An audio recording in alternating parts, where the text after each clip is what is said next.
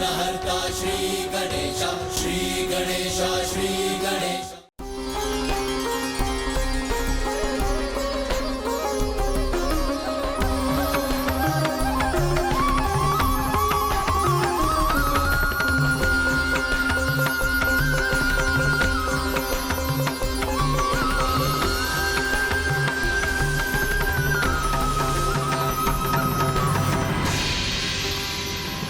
पुत्री मनसा के आशीष से ये संसार क्यों वंचित रहे?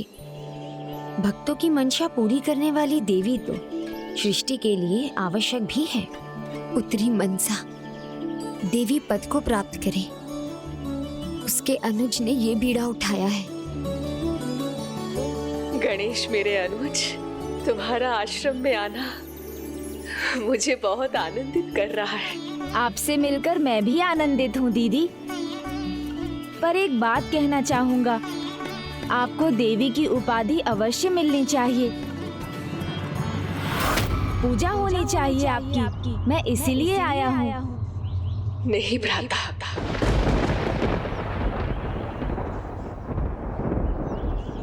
नहीं बनना मुझे पूजनी है।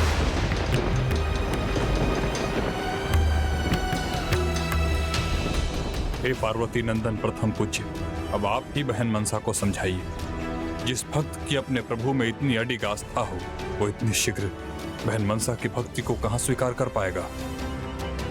उसके लिए तो और प्रयास करना होगा ना। जो अनावश्यक है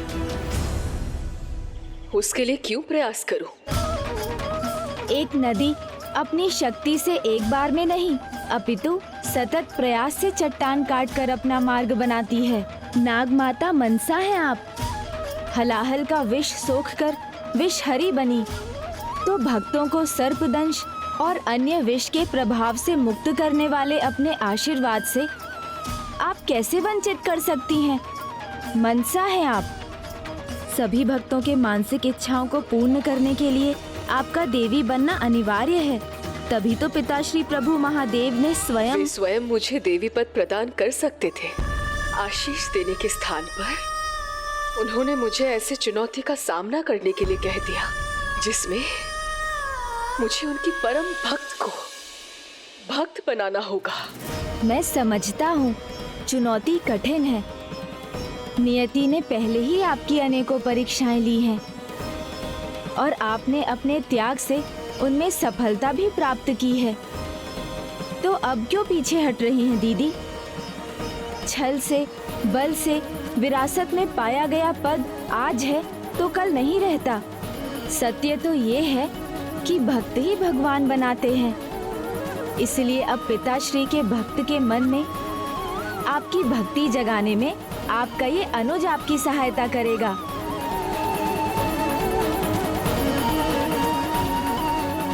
भक्तों का अटूट विश्वास, उनका समर्पण, उनकी निष्ठा, उनकी सच्ची भक्ति ही हमें देवी देवता के पद पर आसीन करती है। चंद्रधर पिताश्री के महानतम भक्त हैं। उनकी भक्ति ही उनके जीवन का आधार है। उनके मन में भक्ति के पावन भाव के सिवाय कुछ नहीं संभव है। इसीलिए पिताश्री ने उनका चुनाव किया। ऐसे महान भक्त की भक्ति पाकर आपको देवी पद भी प्राप्त होगा और आपकी महानता भी सिद्ध होगी।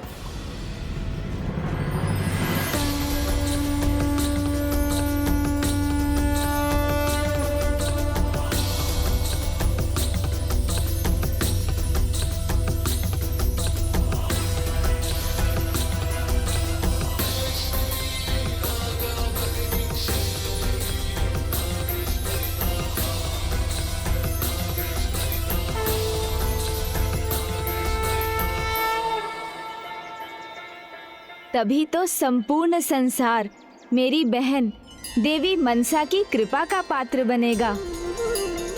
इसलिए आप मना मत कीजिए दीदी, क्योंकि अब तो मैं भी हूँ आपके साथ।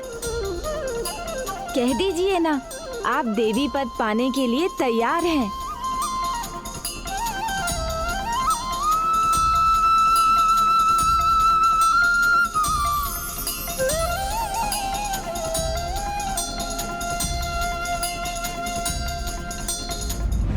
उचित है भ्राता गणेश, किंतु चंद्रधर जैसे एक निष्ठ शिव भक्त को अपना भक्त कैसे बनाऊंगी?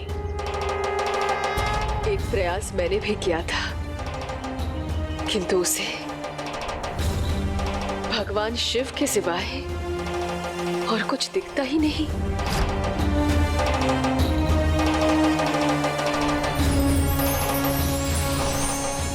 हे महादेव, मुझे ज्ञात है आप ही का चमत्कार है ये। इसके लिए आपको कोटि कोटि प्रणाम प्रभु।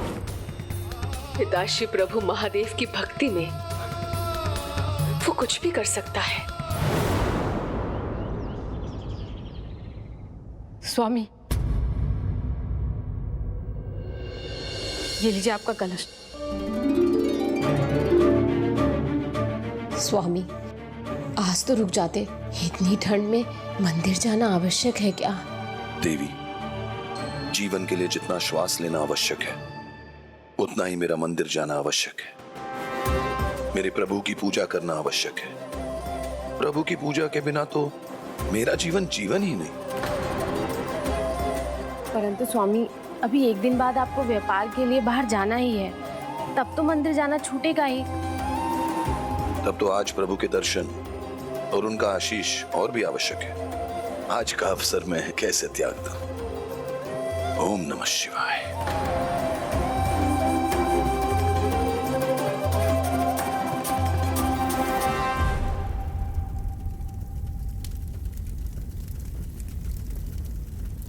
पिताजी,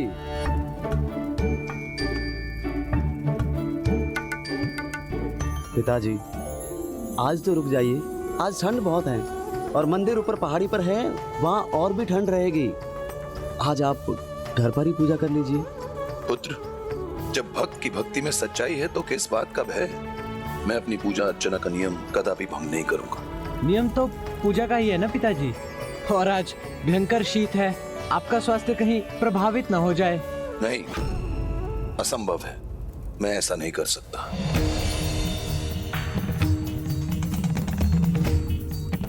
भक्ति कोई मनोरंजन का साधन नहीं जिसके नियम कभी भी बदल सकते हैं। भक्ति आस्था है, विश्वास है, श्रद्धा है, निष्ठा है, अटूट है, अडीग है। एक भक्त का अपने प्रभु के प्रति समर्पण है। और मैं शिव भक्त हूं। बाधा चाहे कैसी भी हो, उसे चाहे प्रकृति उत्पन्न करे या मनुष्य, मैं किसी बाधा से नहीं रुकूंगा।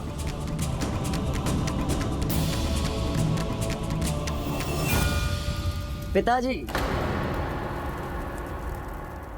आपने जाने का निश्चय तो कर ही लिया है, तो आप जाइए। किंतु ये दुशाला ओढ़ लीजिए, ये ठंड से आपको सुरक्षित रखेगा। पुत्र, तुम अब तक भक्ति का सार नहीं समझ पाए हो। एक भक्त की रक्षा तो स्वयं उसके प्रभु करते हैं। इस दुशाल की आवश्यकता आपको है। मुझे तो मेरी भक्ति की शक्ति से ही ताप मिलता है। उसे क्या भय संकट और काल का, जो भक्त हो स्वयं महाकाल का।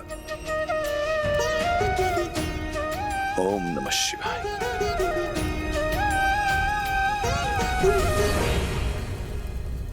ओम नमः शिवाय। देखा अनुज, जो मन, कर्म और वचन से शिवमय हो, जिसके प्रत्येक श्वास में उसके आराध्य बसते हो, उसे अपना भक्त कैसे बनाऊं? यदि इसके लिए मैंने कोई चमत्कार भी कर दिया, किंतु उसका श्रेय वो अपने आराध्य क्यों देगा? यदि आपने गुप्त रूप से नहीं, उनके सामने प्रत्यक्ष रूप में प्रकट होकर चमत्कार किया तो उन्हें विश्वास हो जाएगा और वो आपको प्रणाम करेंगे, धन्यवाद करेंगे, और ये होगा उनका आपके भक्त बनने की यात्रा का आरंभ। सत्य में तुम बुद्धि की दाता हो गणेश। यदि तुम्हारी बुद्धि में ये उपाय सूझा है तो मैं ये अवश्य प्रयास करूंगी।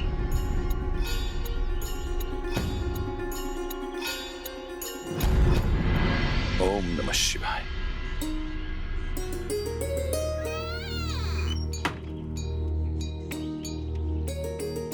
ओम नमः शिवाय। भक्त चंद्रधर, मुझे ज्ञात था कोई मंदिर जाए न जाए, किंतु तुम अवश्य जाओगे। इस कपकपाते शीत के कारण मेरा मंदिर जाना तो संभव नहीं। आयु हो गई है, तुम मंदिर के पट खोल देना और मेरी ओर से ये भोग भी चढ़ा देना। चिंता ना कीजिए पुजारी जी, प्रभु की सेवा में ही मेरा आनंद है। आप अंदर जाइए और अपना ध्यान रखिए। ओम नमः शिवाय। ओम नमः शिवाय। ओम नमः शिवाय। किंतु चंद्रधर, आज दूसरे मार्ग से जाना। पुल वाले मार्ग पर बहुत संकट है। रस्सियां जो दुर्बल हो चुकी हैं, कभी भी टूट सकती हैं।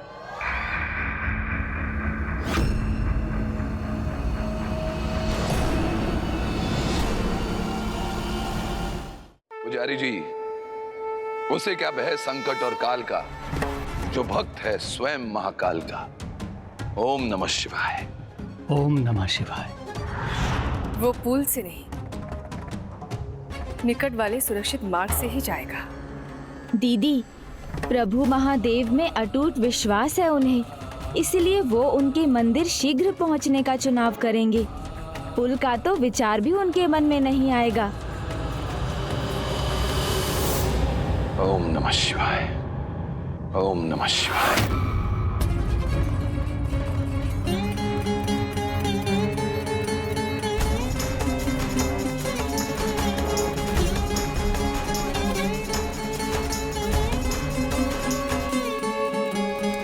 इस लंबे मार्ग से गया तो प्रभु पूजा में विलंब होगा, और आज तो पुजारी जी भी प्रभु की सेवा के लिए नहीं गए। नहीं, मुझे शीघ्र पहुंचना होगा। जिस पुलिया के मार्ग से सदा जाता हूं, उसी से जाऊंगा। ओम नमः शिवाय।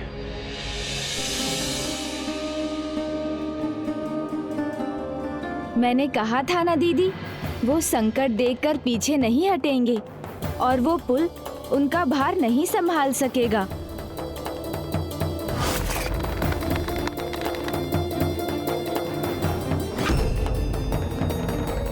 मुझे विश्वास है अब आपका चमत्कार ही उन्हें उनके आराध्य के दर्शन कराएगा, क्योंकि उसी के सहारे वो पुल पार कर सकेंगे। ओम नमः शिवाय। ओम नमः शिवाय।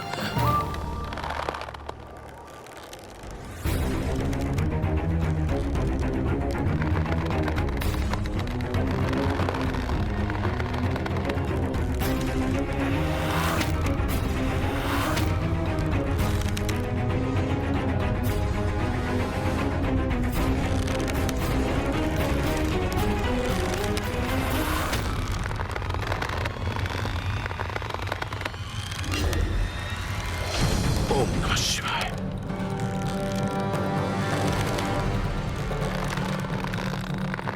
ओम नमः शिवाय। ओम नमः शिवाय।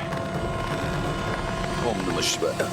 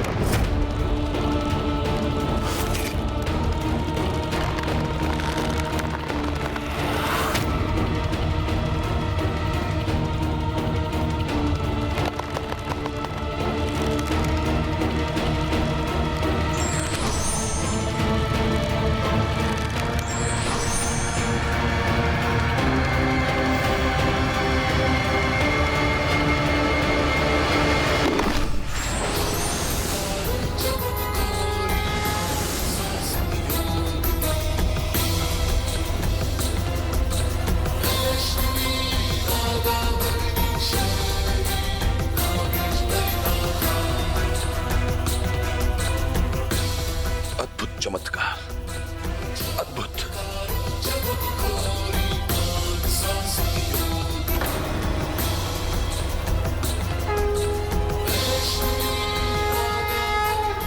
इस चमत्कार ने अवश्य ही उनके भीतर दीदी मनसा के प्रति भक्ति का भाव जगा दिया होगा।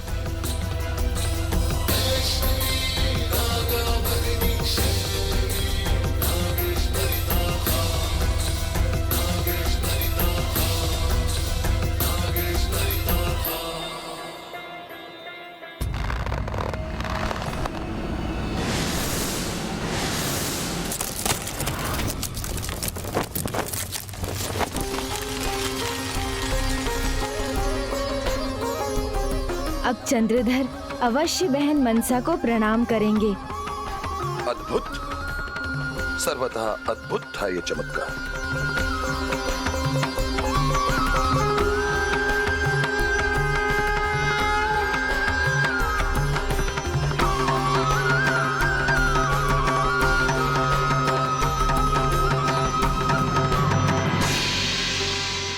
आपको अनेकों धन्यवाद हे महादेव, हे शंकर शिव शंभु।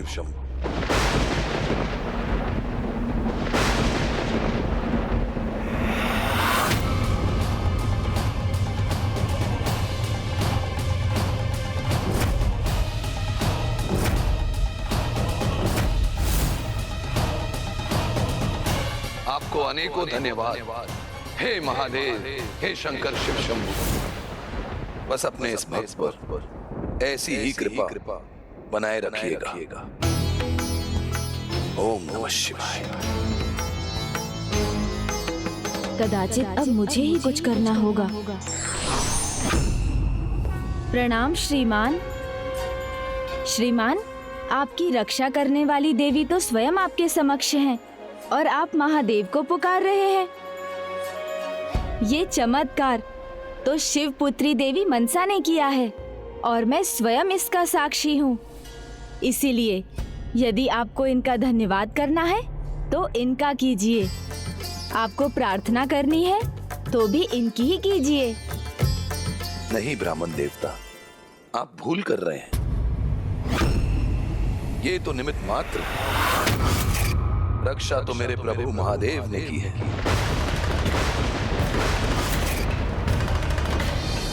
ये सृष्टि तो उन्हीं के नाम से चलती है। यहाँ का कण कण उनके अधीन है। जो होता है महादेव की इच्छा से ही होता है।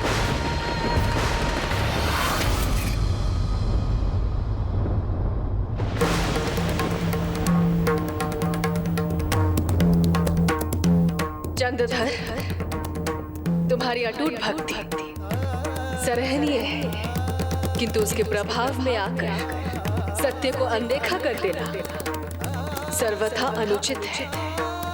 सहायता करने वाले का अपमान है। अपने आराध्य का सम्मान करना, उनकी पुत्री का अपमान करना कैसे हो सकता है? महादेव हैं, तभी तो आपको उनकी सुपुत्री होने का सौभाग्य मिला। नदी से अधिक उसके स्रोत का महत्व होता है। इसीलिए महादेव ही हैं मेरी सहायता के लिए मूल स्रोत। मैं मानती हूँ चंद्रधर कि एक भक्त की भक्ति अटल होनी चाहिए, किंतु प्रभु के प्रत्येक लीला के पीछे अवश्य ही कोई कारण छुपा होता है। उसी प्रकार उनके अनेकों रूपों के पीछे भी कोई ना कोई कारण होता है। उनके प्रत्येक रूप को देखने और पहचानने के लिए समझ होनी चाहिए, अन्यथा कहीं तुम्हें पछताना ना पड़ जाए। कल कहीं ऐसा ना हो कि तुम्हारे सम्मुख ऐसी परिस्थिति प्रकट हो जाए कि तुम्हें मेरा नाम पुकारना पड़े, मेरी भक्ति करने पर विवश होना पड़े। मैं जिनका भक्त हूं उनका ही रहूंगा। मेरे अधरों पर केवल उनका नाम रहेगा। फिर स्थिति कैसी भी क्यों ना हो जाए, मेरे रोम रोम में केवल मेरे प्रभु का नाम रहे, किसी अन्य का नहीं। फिर चाहे वो स्वयं मेरे प्रभु की भार्य हो या पुत्री। पुत्र, जाओ, अपना कर्तव्य निभाओ, किंतु स्मरण रहे मनसा का त्याग उसके कोमल हृदय का परिचायक है। उसके ठीक विपरीत उसका क्रोध उग्रता का चरम है। मुझे इस बात का भी ज्ञात है देवी कि जिस प्रकार इस भक्त का मन अपने प्रभु की भक्ति में रमा है, उसी प्रकार मेरे प्रभु का हृदय सदा अपने भक्तों से जुड़ा है। जैसे उन्होंने अभी मेरी रक्षा की, वो हर बार मेरी रक्षा करेंगे। तो मुझे आपसे कुछ मांगने की आवश्यकता ही नहीं।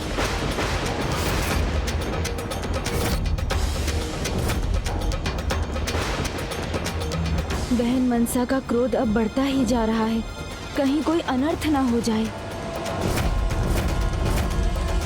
श्रेष्ठ है, उत्तम है, प्रशंसा के योग्य है चंद्रधर जी। आपके प्रभु महादेव के प्रति आपकी भक्ति। अब आपको उनकी पूजा में विलंब हो रहा है। हाँ, विलंब तो हो रहा है। अब मुझे जाना चाहिए, आज्ञा दीजिए। प्रणाम।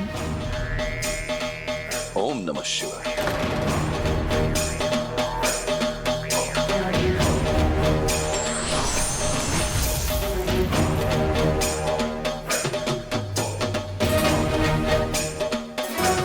दीदी शांत हो जाइए। नहीं भ्राता गणेश, अब मुझे कुछ नहीं सुनना।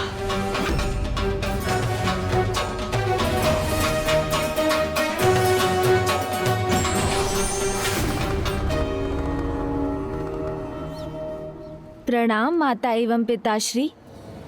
माता, आपने देखा, चंद्रधर तो दीदी मनसा की सहायता स्वीकार करने के लिए भी तैयार नहीं।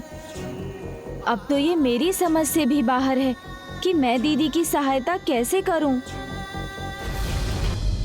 मेरे इस भक्त की भक्ति पवित्र है, अटूट है, किंतु किसी को अपनी भक्ति का इतना अहंकार नहीं होना चाहिए कि वो भगवान के अन्य रूपों का सम्मान करना भूल जाए। उसे तो इसका आभास ही नहीं कि उसका यह स्वभाव उसके और दूसरों के लिए संकट का कारण बन सकता है।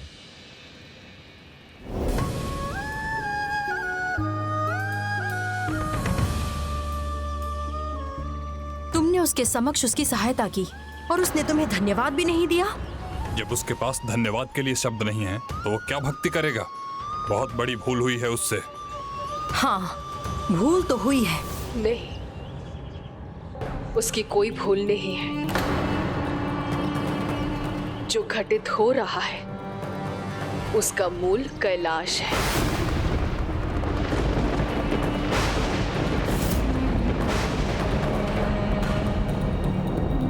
और ना अनुज गणेश मुझे चमत्कार करने के लिए प्रेरित करता, और ना मैं उसकी सहायता करती, और ना वो मेरी सहायता को अपने आराध्य की सहायता समझता।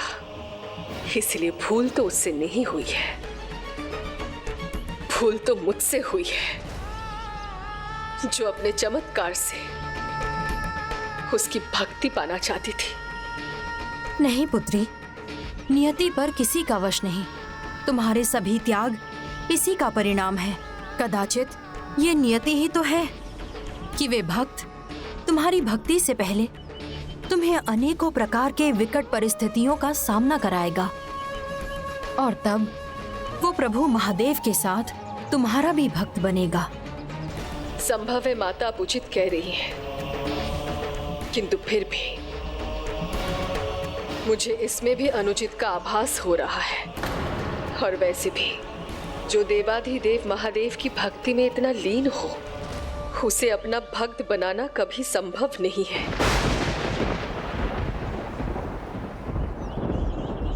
तो पुत्री, क्या करोगी तुम? क्या इच्छा है तुम्हारी? कहीं तुम हार मानकर निराश तो नहीं हो जाओगी? यदि त्याग ही नागमाता मनसा की नियति है तो कर दो एक और त्याग। मत बनाओ उसे अपना भक्त, वंचित कर दो संसार को अपनी कृपा से। तो आप ही बताइए माता कद्रू, मैं करूं तो करूं क्या, और मैं कर भी क्या सकती हूं? चंद्रधर पिताश्री के भक्ति में इतना खोया हुआ है कि उसका ध्यान आकृष्ट करना मेरे लिए असंभव प्रतीत हो रहा है। जो खोया हुआ है उसे भी कुछ खोने का आभास कराओ पुत्री।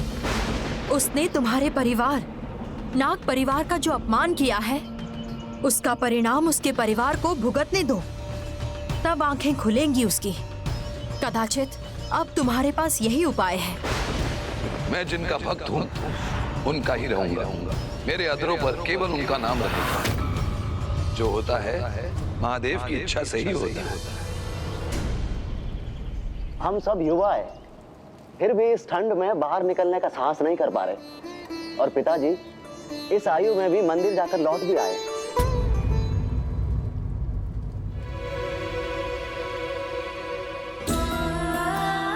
कल कहीं ऐसा ना कि तुम्हारे सम्मुख ऐसी परिस्थिति प्रकट हो जाए कि तुम्हें मेरा नाम पुकारना पड़े। क्या हुआ पिताजी, आप अचानक चौंक क्यों गए? नहीं पुत्र, कुछ नहीं, चिंता मत करो। मेरे समान इन सभी को भी प्रभु महादेव में अटूट विश्वास रखना चाहिए, तभी जीवन में जो भी कष्ट आएंगे उनका सामना कर सकेंगे। पिताजी, आपकी भक्ति भी अनुपम है। ऐसी भक्ति कोई अन्य व्यक्ति कभी नहीं कर सकता, आपके पुत्र भी नहीं। भगवान भक्त की भक्ति देखते हैं। भक्त कैसी भी भक्ति करे वो ही भगवान को मान्य होता है। और प्रभु भक्त की पद्धति के आधार पर अपने भक्तों में कोई भेदभाव नहीं करते। सत्य कह रहा हूं, मेरे भोलेनाथ तो इतने भोले हैं कि भक्ति के अंश मात्र से प्रसन्न हो जाते हैं। तो फिर वो ये नहीं देखते कि भक्त साहूकार है या डाकू लुटेरा।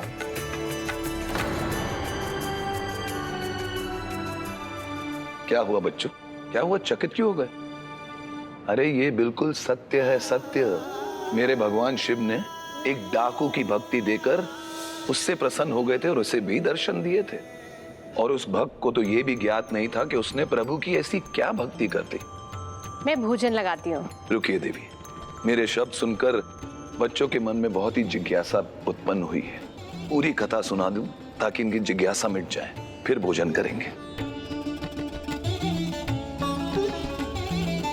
आइए। एक समय था जहां एक खूंखार लुटेरा था। वो अपने मार्ग में आने वाले लोगों को लूट कर अपनी गृहस्थी चला चाहता था।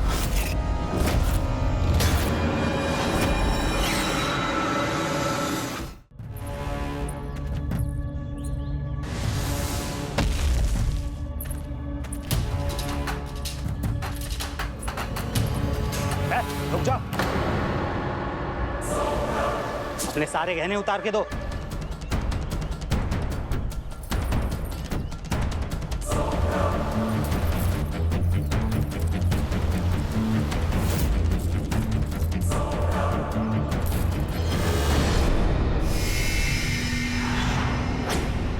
सदा के समान उस दिन भी वो लुटेरा एक वृक्ष पर चढ़कर आने जाने वाले लोगों की प्रतीक्षा करने लगा। किंतु उस दिन वहां कोई भी यात्री नहीं आया और उस डाकू का धैर्य चुकने लगा। तो उससे स्थिर नहीं बैठा जा रहा था और उसके हिलने के कारण उस डाली से वृक्ष के पत्ते झड़कर नीचे गिरने लगे। भोर से दोपहर हो गई तो फिर उसे प्यास लगी। जल तो अपने साथ लेकर ही चलता था, किंतु उस दिन उसका जल बिखर गया और जहां वो पत्ते गिरे थे वहां जल भी गिरा।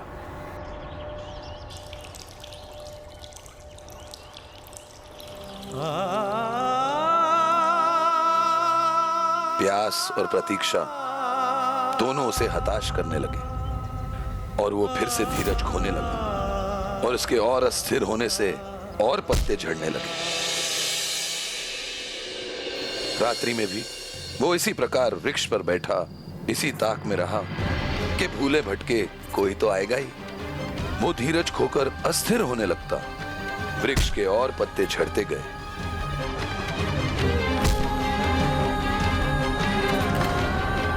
मेरे पुत्रों को महादेव की कथा में आनंद लेते देख मुझे अत्यंत हर्ष का अनुभव हो रहा है।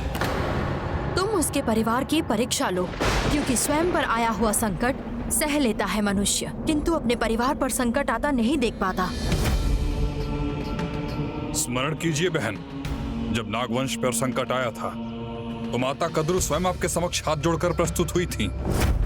पुत्र आस्तिक को भेजने के लिए स्वयं मैंने आपसे प्रार्थना की थी, यदि परिवार पर संकट न होता तो मैं ऐसा कभी न करता। स्मरण है भ्राता बासुकी, किंतु क्या? किंतु परंतु का विचार मत करो पुत्री, इसे भी अपने जीवन का अहम उद्देश्य समझो। जिस प्रकार तुमने दूसरों की, समस्त जगत की भलाई के लिए अनेकों बार हृदय पर पत्थर रखकर त्याग किया है, तो एक बार और वैसा ही कुछ करना होगा पुत्री। तुम्हें देवी पद की आकांक्षा नहीं होगी, किंतु समस्त संसार को देवी मनसा की आवश्यकता है।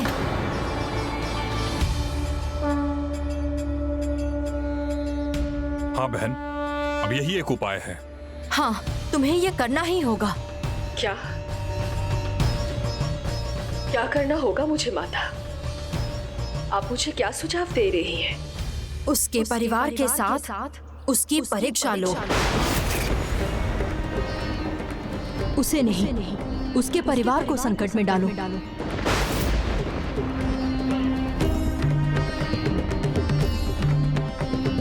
ये कैसा सुझाव दे रही हैं माता कद्रू? यदि दीदी ने ऐसा किया तो उसका परिणाम चंद्रधर और उनके परिवार के लिए विनाशकारी सिद्ध होगा।